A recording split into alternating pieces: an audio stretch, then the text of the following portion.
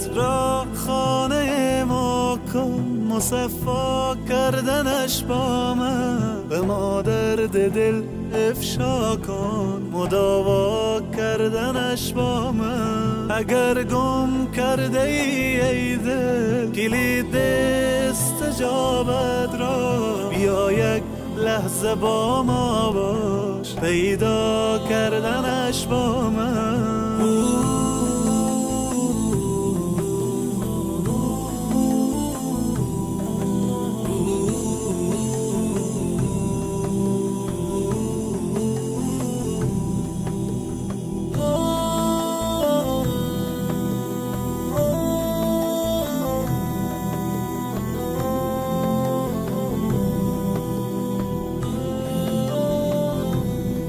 بیفشان قطره اشک که من هستم خریدارش، بیاور قطره اخلاص و دریا کردنش با من. به من گو حاجت خود را اجابت می کنم، آنی طلب کن آنچه می خواهی مهیا کردنش با من.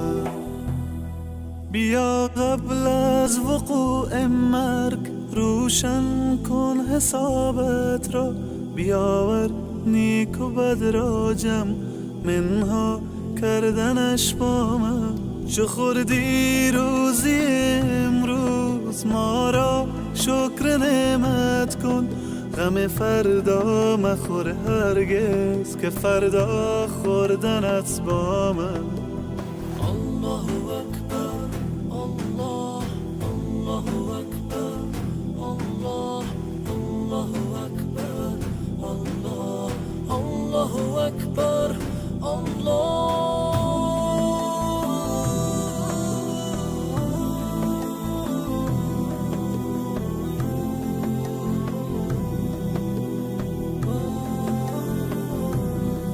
به قرآن آیه رحمت فراوان است ای انسان، بخوان این آیه را تفسیر و معنا کردنش با من.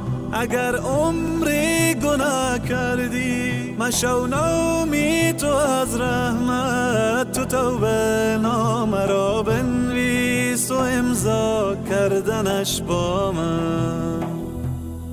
دلت را خانه ما کن، مصفا کردنش با من. به ما درد دل افشا کن، مداوا کردنش با من. اگر گم کرده ای دل کلید استجابت را، بیا یک لحظه با ما باش، پیدا کردنش با من. الله اکبر الله اکبر الله اکبر الله اکبر الله اکبر الله اکبر الله اکبر الله اکبر. لا اله الا الله محمد رسول الله، لا اله الا الله.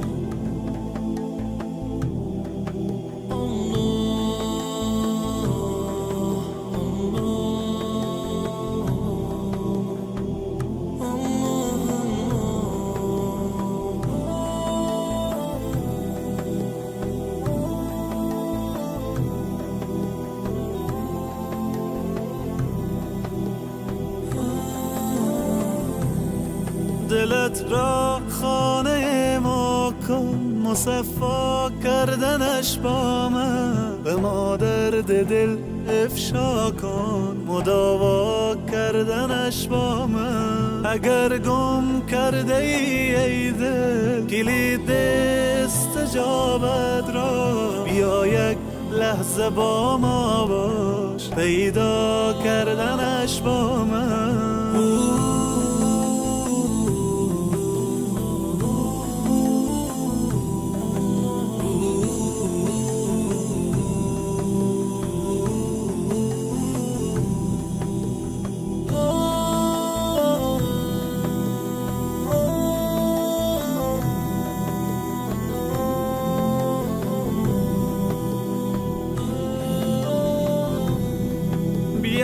آن قطره اشکه که من هستم خریدارش. بیاور قطره اخلاص و دریا کردنش با من. به من گو حاجت خود را اجابت می کنم، مانی طلب کن آنچه می خواهی مهیا کردنش با من.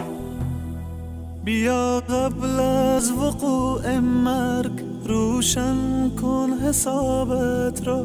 بیاور نیک و بد را جمع منها کردنش با من. چو خوردی روزی امروز ما را شکر نعمت کن. غم فردا مخور هرگز که فردا خوردنت با من.